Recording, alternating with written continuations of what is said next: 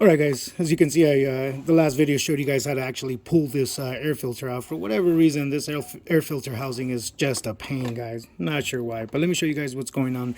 Now it's time to actually remove the filter. The center section is the actual filter, you guys. That whole thing gets replaced when you buy the filter. These are just part of the housings to attach. But let me show you guys how to do that. There are these snap blocks right here, guys. Boom. Moving back at the bottom, guys, that's where it hooks. This is why you have to take it out, because it's darn near impossible to get the center out with these hooks right there. So once you've gotten the hooks off, once these hooks are off, just lift up on it, guys, and there it is. There's the inside of the filter. This is the intake side of the filter.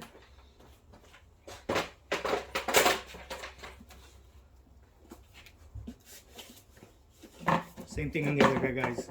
Obviously this one's missing, but just pop it off and lift up, guys. And there's your filter, guys. This is the side going to the engine, guys. When you buy the new filter, this is what it looks like.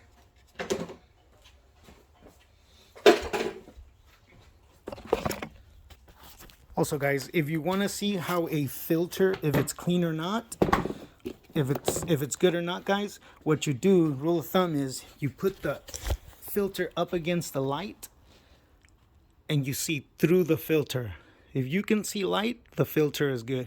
If you cannot see light through the filter, again, light.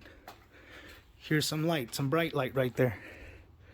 The filter is not showing any kind of light through it. This filter is clogged. This is possibly why he's getting those boost codes.